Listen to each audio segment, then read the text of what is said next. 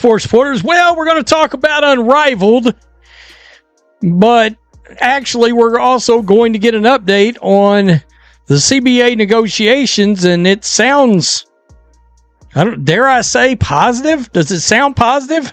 And I got to tell you this, I will acknowledge one thing. At least Breonna Stewart talks in a much more professional way. There's no... The news landed with brutal force. Paige Bueckers, once hailed as the beacon of hope for a struggling new league, suddenly found herself trapped in a storm she never created.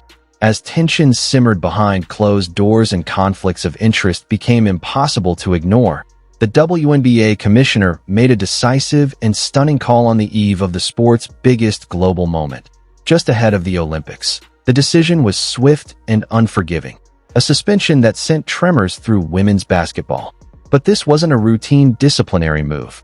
It peeled back the polished surface of the league, exposing deep fractures, power struggles, and a widening divide that had been building for years. This was more than a star player sidelined.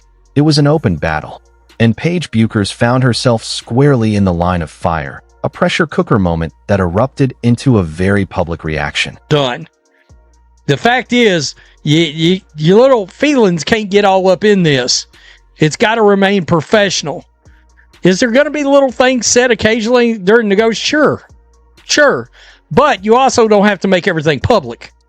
You don't have to run and tell every little thing that happens. So we got Breonna Stewart, who, look, I've said before, just like Collier, neither one of these people should be involved in these negotiations at all. But at least she comes across here as professional in what she's saying, and she seems to think a deal is coming. The fledgling Unrivaled league, barely holding itself together, had placed its entire survival on the shoulders of Paige Bueckers. Its president and CEO, Alex Brazil, openly implored audiences to tune in, all but admitting that without her, the league lacked star power.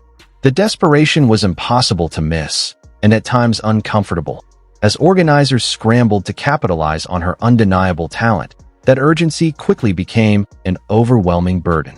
Expectations mounted to an unreasonable level, pushing Bueckers into a role no single athlete should ever be forced to carry.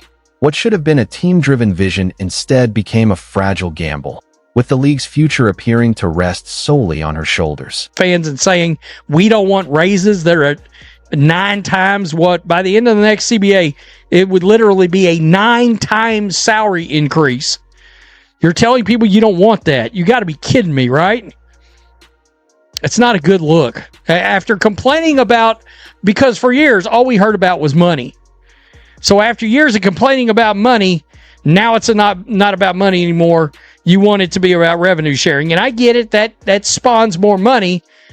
But come back to the table when the WNBA shows it can bring a true profit. Then maybe you can get somewhere. Brazil's portrayal of Bueckers bordered on myth-making. He framed her as the cornerstone of Unrivaled's identity, a cultural anchor rather than merely an athlete. In his view, her presence was magnetic, elevating teammates and transforming the environment around her. He repeatedly emphasized her ability to raise the standard of everyone she played with. But beneath the glowing rhetoric sat an uncomfortable truth. Unrivaled was struggling to draw viewers, and the on-court product failed to consistently engage audiences. Betting the league's future on a single player, no matter how gifted, was not a vision. It was a high-risk gamble with increasingly visible cracks. Transcendent superstar. Please watch Unrivaled. They need her to prop up this league so badly with no stars. It is coming across as unbelievably desperate and cringe, because I think they're seeing this league. He come out the other day talking about WNBA. You got your ears on. We're open to a partnership, possibly. I'm sure you are. I'm sure you are. Breonna Stewart right here, guys. Timeline's running down this uncomfortable reality. For all the hype and all of Brazil's impassioned claims, Paige Bueckers alone isn't shifting the landscape. She can put up 24 points on any given night, but if the audience isn't there, the impact is negligible. Unrivaled has struggled to fill even modest venues in Dallas, except when Caitlin Clark and the Indiana Fever arrived. The notion that Bueckers would single-handedly elevate television ratings, whether for Unrivaled or women's basketball as a whole, was never a strategy. It was a hope, a fragile one, and it was built less on evidence than on desperation disguised as belief. Yeah, they get a little equity, blah, blah, blah. I get it. But, I mean, Collier and Breonna Stewart are the creators of this league, and the actual, they got ownership in this league. So it's a conflict of interest no matter what anybody says. So let's take a look at this. Paige is a superstar. Alex Brazell sees Paige Bueckers as a culture setter for Unrivaled.